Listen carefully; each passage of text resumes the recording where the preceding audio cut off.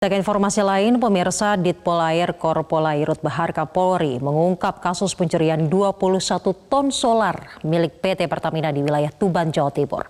Dari pengungkapan ini, Polair menangkap 2 tersangka bernama Ismail Ali dan Muhammad Taufik yang berperan sebagai nahkoda kapal dan eksekutor. Inilah detik-detik penangkapan pelaku pencurian solar yang dilakukan di perairan Tuban, Jawa Timur pada 15 Maret 2021. Para tersangka berhasil ditangkap di atas kapal MT Putra Harapan. Saat penangkapan, polisi dan petugas dari Pertamina mengecek pipa yang dipasang tersangka untuk mencuri solar. Pipa tersebut terhubung ke 1 unit kapal tanker milik Pertamina. 2 dari 6 pelaku berhasil ditangkap Polair, sementara 4 pelaku lainnya melarikan diri dan kini masih dalam pencarian polisi. Salah satu pelaku yang buron diketahui merupakan mantan pegawai kontrak Pertamina yang sudah lagi tidak bekerja sejak 3 tahun yang lalu. Sejumlah barang bukti yang disita diantaranya 1 unit katrol untuk pipa atau selang hose SPM, mulut pipa buatan yang berfungsi untuk menyambungkan selang. Atas perbuatannya, 2 tersangka dijerat pasal 363 ayat 1 dengan pidana maksimal 7 tahun penjara. Sementara itu, kapal MT Putra Harapan diduga pemiliknya adalah oknum anggota DPR dari fraksi Gerindra Rahmat Muhajirin. Namun hal ini masih dalam penyelidikan. Motif dasar pertama adalah ekonomi. Nah, yang kedua yang tadi disampaikan bahwa kapten kapal ini masih kita lakukan pendalaman pemeriksaan.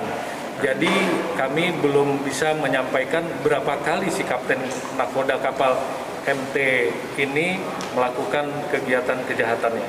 Mereka baru beberapa kali. Namun kalau dari melihat profiling, kami yakini mereka sudah melakukan dalam waktu yang cukup lama.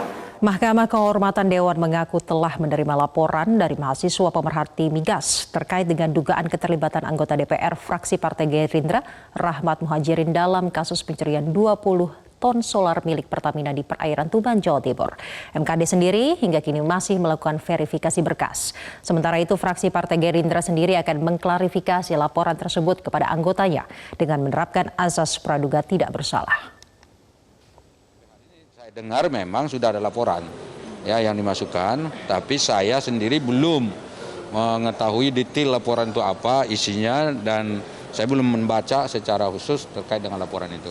Lalu proses apa yang dilakukan yang tadi?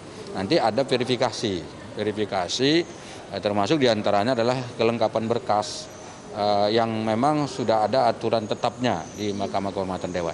Jika misalnya nanti pelaporan itu administrasinya dianggap belum lengkap, itu nanti akan diberitahu kepada pelapor untuk melengkapi. Ada batas waktunya. Jadi jika batas waktunya tidak dipenuhi, ya tentu laporannya dianggap tidak sesuai. Saya belum bisa komentar apakah ini pidana atau perdata karena saya juga belum mendapatkan informasi lengkap baik dari yang bersangkutan maupun dari kawan-kawan MKD. Jadi pada dasarnya saat ini Gerindra masih asas praduga tak bersalah? Ya, kita asas praduga tak bersalah, namun dalam waktu dekat memang fraksi akan melakukan klarifikasi